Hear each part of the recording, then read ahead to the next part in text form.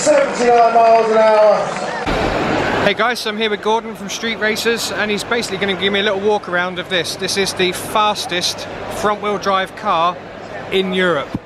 Mate, please talk me around it and tell me a bit about the car and a bit about yourself. It's just a fairly basic EG chassis, V18 C4. We run a 76mm turbo, Fueltech ECU.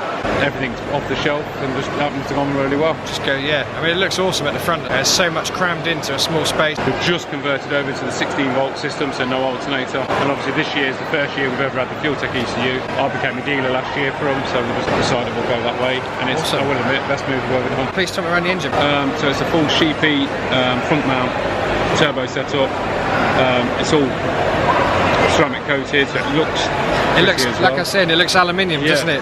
7685. We run aluminium rods, standard C4 block, just 84mm Golden Eagle, standard crank, standard oil pump. We use all Freya valve train. We use non-VTEC webcam, so Gatto in there. And what power is it making? I estimate between 1,000 and 1,200. 1,000 to 1,200. So you're not adding on a dyno? I own a dyno, but I can't. It's just too powerful. And too risky on an engine, to be fair. Yeah. We mapped it on the dyno, but not actually under power conditions. And you can put the Digi-Dash on as well. I mean, that is the ECU one in the screen. So you've actually got the ECU as the dash? Yes. That's a game changer. That's really clever. Yeah. That's really good, because at the moment I've got to go Bluetooth.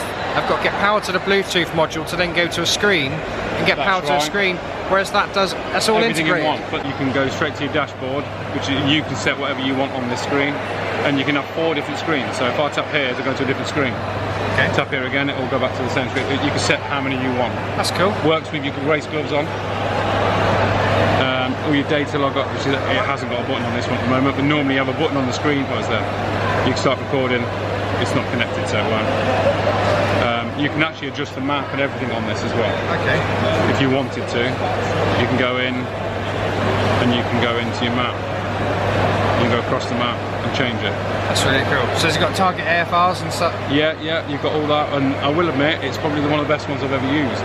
You've got all your drag racing settings, which is like what this is really about. All your burnout mode, 2-step, 3-step, line lock, time-based gear shift, it's strain gauge control.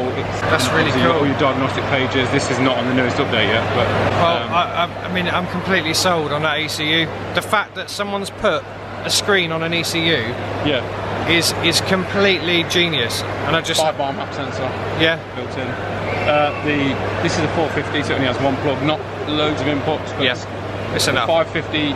The 550's got enough inputs for most people. The 600 just looks amazing because you've got the LEDs across the top and the sides. This has got the virtual LEDs, so the side LEDs. So say you set your oil pressure to, let's say, 5,000 RPM, shouldn't be below, say, 70 PSI. It'll bring us a little LED across the screen. Okay, that's cool. And then you can set it to switch the engine off. You can get it to put it into limp mode, whatever you want it to do. Well, it's absolutely stunning. Well, look, mate, thank you very much for showing me around it, and well, good luck for the rest of the year racing. Awesome. Cheers, mate. Thank you.